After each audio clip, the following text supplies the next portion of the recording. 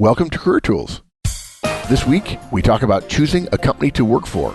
Chapter 7, Questions. Here we go. Folks, if you're going to choose a company to work for, you're probably going to have to interview in order to do it. We encourage you to take advantage of our interviewing series. It's extremely popular. It's 15 paid casts and another 10 or 15 casts that are available for free. Tells you everything you need to know on how to master interviewing. In the weeds, the way we always are. So we've been talking about choosing companies for a while. We've talked about compensation and their values and stability. We got more positive surprise feedback about the reputation one. And then I think I said in that cast that was the biggest one for me. But we haven't talked about everything. So what else are we going to talk about? This cast, we're going to talk about you and what you want. So all the others have more or less been about the company, but this is the one about you. So we're going to ask 4 more questions. Is there anything else that's important to me? What have I liked or disliked about jobs in the past? What conditions bring out the best in me? And what experience or relationships do I want to cultivate? You know, it's interesting that this is very evocative of Peter Drucker, where Peter Drucker says, we have to know ourselves. I just read an article on the plane in here last night about self-management. I got a book that I do recommend, Harvard Business Review's book of the how to manage yourself. And one of the articles is about, as you might imagine, Peter Drucker. And he talks about knowing one's strengths and weaknesses and knowing what one's abilities are so that one's abilities can serve society. And what conditions bring out the best of me and what experiences do I want to cultivate? Hugely important. Now, Drucker would also add another one, which is, what should I be doing? Meaning, if you know yourself well, there's a best place for your skills to serve society the best.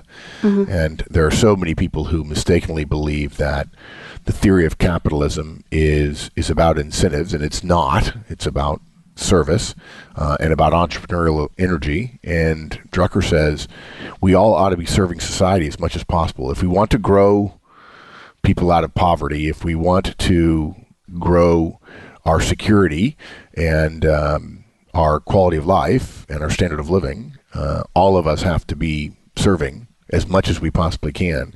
And these are the kind of questions that'll get to it. So, okay, the first one, is there anything else that's important to me? Yeah, so there's all sorts of other things that are important to people in jobs. In the last 20 years, everybody I've heard says, I want to work from home. Every question I see on the internet, there's this holy grail of working at home. And it has a lot of upsides. It does. It has some downsides too. And if you're not the right personality... Yeah, are you thinking that people are just saying it because it's, certainly some people don't like commuting. Mm-hmm. But I suspect that a lot of people are saying it because it seems popular and it gives them a great deal of freedom. But in fact, there are people who ought not to. Is that your point about? Yeah, absolutely. Yeah, okay. And it's not the best place for me to work. Even though I do work from home, I have to discipline myself because it's not the best place for me. I'd be better in an office. Yeah. But there's other things about this job that clearly I want to do, and I make myself disciplined to work at home. And so that's the kind of questions we're asking here is like, okay, is working from home so important to me that I'm going to weight that above everything else? Or are there other things in the job that working from home or working from an office, whatever they offer, will be fine? And we're not saying it's good or bad. We're just saying that's a question that you ought to be asking yourself. And if it's important for you to work at home, then that ought to be one of your criteria. I've told many people who have mentioned that and that I knew, and I thought privately, perhaps weren't right for it, or they wanted to get promoted, and I thought that's not a good way to get promoted, to work from home, unless you're doing a great deal of traveling. I said, why don't you try to work it out that you do 2 days at home a week and see how that works? And probably only 30% of the people have followed my guidance, but everybody who did said, oh, that's not for me. Yeah. And again, folks, I'm sorry. Let me be clear. Wendy brought up a great one, and I'm probably talking too much about working from home, and that's not what this cast is about. It's about you knowing what's important to you. But this brings up a good point. You ought to be coming to our forums If I know you, if Wendy knows you, you ought to be asking us about what might be good for you, about what else is important to you. And if you think that X is important to you, ask your friends and family, ask other people whom you trust to make sure that you're not being interested in something that may in fact be counterindicative for your career or for what you want, what your long-term goals are, whatever those might be. Okay? Okay, another one that's popular is flexibility. So people want to be able to work flexibly because of children or because of elderly relatives, or they want to be able to bank time overtime so that they get longer vacations. I have a friend who does that. And, not every job or company can allow that. You can't have a receptionist that does an 8 till 4 a.m. shift because nobody's coming to reception then in most companies, right? Receptionists in general have to work 9 to 5. So if flexibility is really important to you, then you need to look for jobs that specifically say flexible, or you need to think about job titles and think, okay, would it be possible to do this job flexibly? And again, it's about weighing up what's important to you and what's not. Yeah. And again, I think this is another case where asking some other people. You may not want to ask your boss. You may want to ask people with more experience than you. And I admit, I'm a little bit of a scold here in the sense that often people ask for these things that give them more flexibility and more time at home or whatever. And I say, okay, that's generally going to be incompatible with the kind of career you want. You say you want to be a senior vice president and you want to work from home 2 days a week. That's just unlikely. It's not impossible, but it makes the keyhole you have to jump through much, much smaller. And both of those things are fine. And many, many people discovered that when they look back, their goal to be a senior vice president was a stupid goal. Mm-hmm. We don't care whether you want to be a senior vice president or not. We do think you ought to be serving society to the fullest of your abilities in whatever way that is. Now, you may choose not to serve society fully at your paid work and do a great deal of volunteer work or religious work or spiritual work. That's great. But just understand how the things you want from your job and the things you want from your career, how they interact, and how they may in fact be, again, counterindicative. Okay, we've got one more example under things that are important to me. So often new graduates, people that have just come out of university, want a stratospheric start to their career. They think, okay, I'm going to go really fast now while I'm single, while I have no children, while I can do anything I want, and then I'll slow down later. Yeah. And so many graduates have chosen consulting or the law, both of which are really high paying, and you move fast, you get a lot of experience very quickly, but you work really hard for it.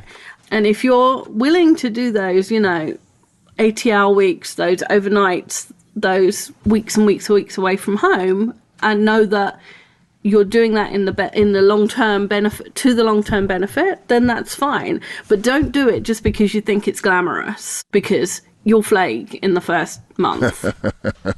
Good. For those people who aren't recent graduates, the next point you have is, what have I liked or disliked about my jobs in the past? Yeah. And again, there's tons of things that we're going to give you a couple of examples, and probably you just want to sit down and when you've got some peace and quiet and half an hour to yourself and just think through all those jobs. It probably takes some time. You can't do it. You can't think about these things while you're doing other things. It's kind of concentrated thought activity. But was there a role where you particularly liked the type of customer you were dealing with, where there was a lot or a little paperwork, depending on whether or not you like paperwork? One where you had a lot of autonomy, or one where your colleagues were really close and you all knew what everybody was doing? One where you could leave the work on the desk at the end of the day and not think about it until the next morning? Or one where it consumed you 24/7? A job where you hardly ever saw the boss, or one where your cube was next to his cube? One where the targets were really clear, or one where you were fishing, venturing out into the blue ocean and uncharted territory? And again, none of those are good or bad. It's which one did you prefer, or of some other thing, Yeah. And don't have in your head that this job will be okay and then I'll turn it into what I want. Generally, jobs aren't that flexible. And even if your boss says, well, we can make that work, that generally doesn't work as well as people think. It's far better to find the job you want, and ideally that job within the career that gets you in the career that you want, and then take that. I hear people all the time say, well, I'm taking this. Well, it's like, look, I remember very clearly a talk that Warren Buffett and Bill Gates gave at the University of Washington in Seattle years ago.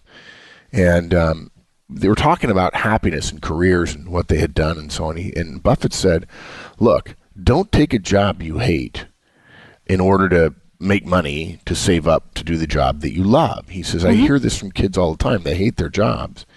And I've said this, I think I've said this many times on the air, that what Buffett said is, he says, doing a job you hate for 10 years in order to save up for a job you love is a bit like saving up sex for old age. That doesn't make any sense. And the way I said it is, look, if you're unhappy when you're 20 and your goal is to be happy when you're 30, you may never make it to 30. But even if you do, you will always have been unhappy when you were 20. It doesn't work. Now, that's not to say that we're suggesting the goal should be happiness. It's not. We believe the goal, for most people, ought to be service. And we find that a great deal of people's emotional and spiritual joy comes, in my experience, comes out of their belief that they're serving others well. You may not be that person, and if that's the case, that's okay. But there's a theme here of self-knowledge that ought to be catching you pretty obviously. If you don't know what you want, don't be surprised if you don't get it. Absolutely. Okay? And when you're thinking about these things, try and think about the work, the activity that you did, rather than a lot about the team that you worked with. Because in my experience, whenever I've left a job, it's never been the work that I've missed. It's always been the people. But the people can't come with you. You can't say, okay, I'll go to this new job and I won't think about the work because it'll be the people I miss, and so I'll just think about my old team. Well, your old team's not going to be there, and you're never going to have the same relationship. You might develop it over time, right? But it's going to take time. So try not to think about the people. Think about the actual work and whether or not that made you satisfied or dissatisfied. Mm-hmm. Okay. I often tell people that there are questions you ask, not while you're interviewing, but after you have an offer, and you ask more than just the person who made you the offer about, what work life is like, and whether they eat together, those kinds of things, what they do for fun together, and so on. And there are plenty of places to say, well, we really don't. We don't do things for fun together. I mean, I think everybody at Manager Tools gets along, and yet we don't do things for fun together because we're all in different places. So if that was something that was important to somebody who came to work for us, we couldn't satisfy that. We would love to. I think if we all worked in the same office, we'd probably go out to lunch or dinner one night a week, but that doesn't happen. And we'd talk about work all the time. All the time. I was just thinking, you don't think about offsites as fun, but I guess they're not really. They're work. No. I think the offsites that we do are fabulous fun, but that's work. Yeah. Now, we happen to choose to do them in places like Pebble Beach or outside, and because I've learned, I'm over 50 years old, I've learned that being in a small, dank conference room doesn't improve the quality of your ideas, and be happy while you're living, for you're a long time dead. And if I can spend $500 or $1,000 to significantly increase the aesthetic experience of an offsite where we're making decisions about the strategy of the company, gee whiz, why wouldn't I? There are some people who say, no, I have to save every penny on everything, and that's fine. That's just a different way of doing things. But we need to do a cast on that as part of the interviewing series, and we will at some point, about the questions to ask people after you have an offer to help you understand about the people. Because even though Wendy just said, don't think so much about the people, she was furthering her point about thinking about the work. That's not to say you don't ever think about the people. If you don't like any of the people you interviewed with, don't go there. No. Just don't. It won't work. And assume that if you like them, okay, you saw their best 20% because they were interviewing, except for the one or two jerks who think that being a scowling person is somehow helpful to delivering good interviews, which is not. Okay, so the next question is, what conditions bring out the best in me? Well, for me, that's my back porch. Right? Yeah, exactly. Yeah, sunshine. I got this question from two people, actually. An article about a gentleman with a disability who does motivational speeches, but because of his disability, he has a limited amount of energy for a day. And so his days are very carefully planned so that the conditions, like his hotel room and where it is in comparison to the airport, and who's going to take him to the airport, and when he's going to eat, and when he's going to go to the gym. All of those things are much more important in order for him to give his best. And Gretchen Rubin also talks about what conditions bring out the best in me. So when I read those two things, I really thought about them and thought there are some conditions where I'm better, and there's places where I'm worse. I like to have people around me who are stimulating, who are excited by the same things that I am. That brings out the best in me. It might be different for everybody else. So it's about people, but it's also about office conditions and other things. So, programmers all say that they work best in their own office, talking to no one in the middle of the night, and we won't debate that. Right. But some of us work better with a small team, and some of us work better with a large team, and some people work better in the eye of the storm, and some people want calm predictability, and some of us want heads down in the weeds, and some of us want a big whiteboard and lots of blue space. So think about not necessarily where you were happiest, but where you were most in flow, sort of most productive, where the days flew by the fastest. That's kind of a sign of the conditions being good for you. Yeah, and you know what, guys? Don't feel bad if you're 20 to 25, 26, 27, and you're not certain you can remember this. Maybe you're 27 and you're thinking back, well, what did I like?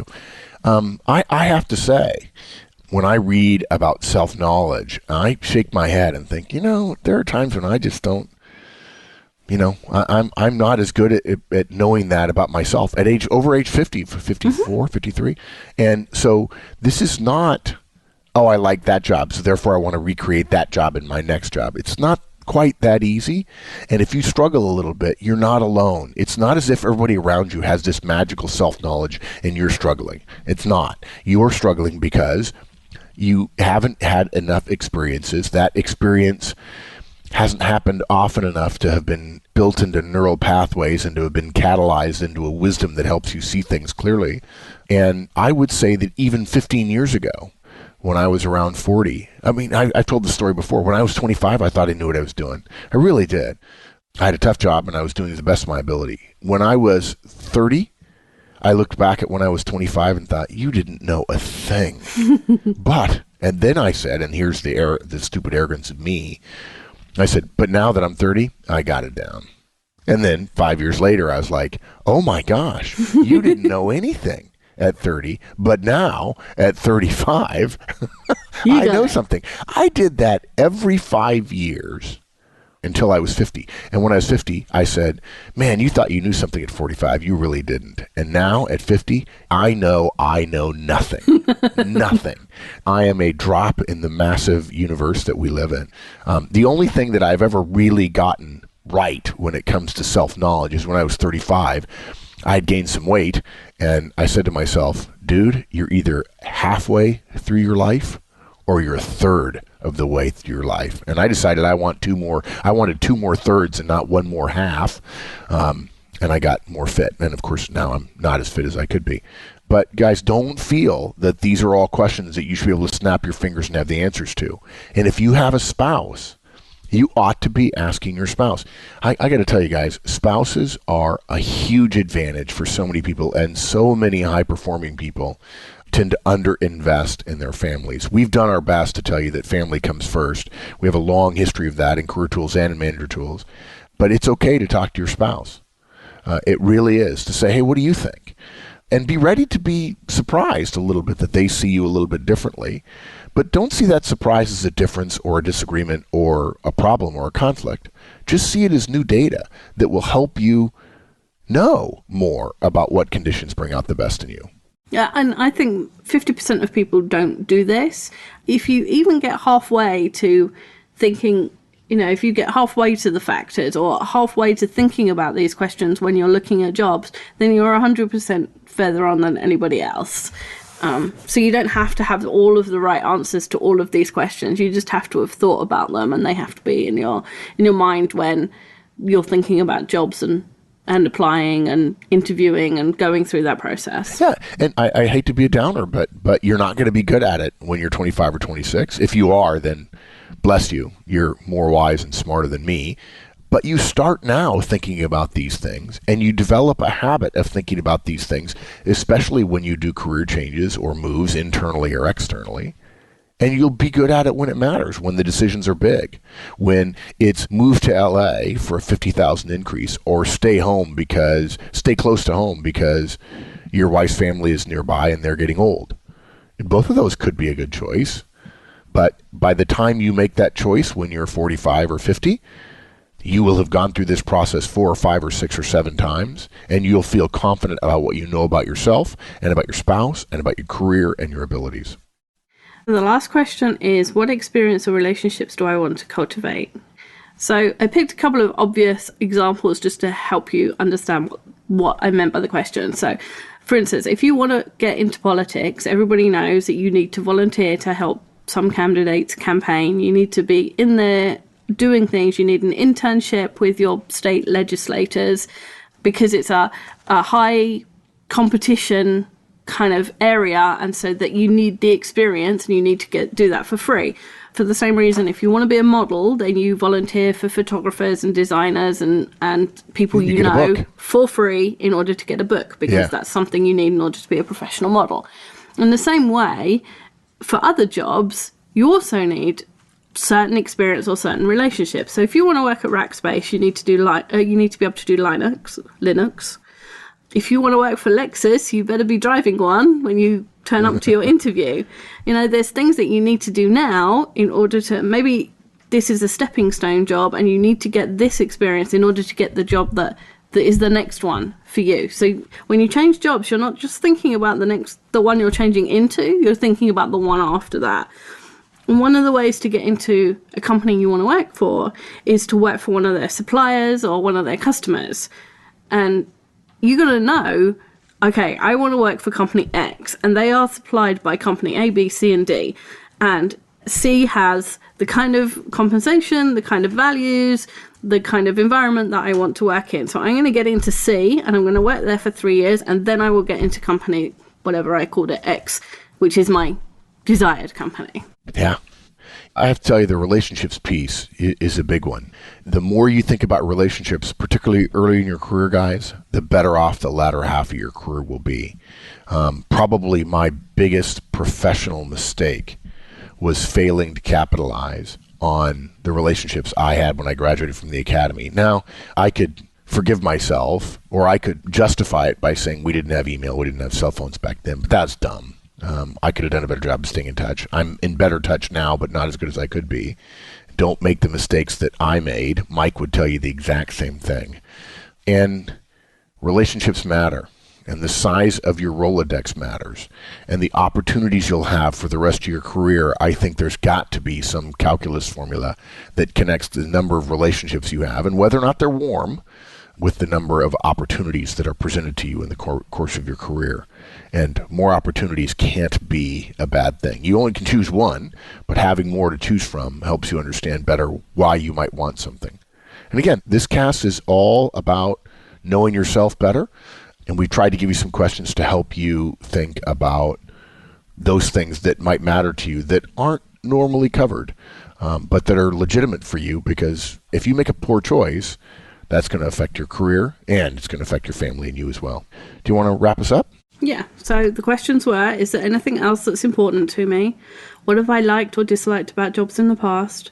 What conditions bring out the best in me? And what experience or relationships do I want to cultivate? And we see so many emails that say, I hate my job, I hate my boss, I hate my commute, I hate the people I work with. And if you do all this work up front, then you can avoid that situation. Yep. It's really exciting to be in the interview stage and juggling offers and thinking, okay, if I can change this, then that one will work, and that one's loads of money, but it's this, but I can change it. Lots of people think they can change it. I call this the boyfriend rule. You don't go for a boyfriend and think, I can change him. Yeah. You find the one that you like and who is already perfect, and then you go out with that one. Yeah. And it's better to get one offer from a company that really fits you. This will always be known as the boyfriend cast. Yes. Thanks, Wendy. Bye, everyone. That's it, everybody. Thanks for listening this week. Come back next week. See you then.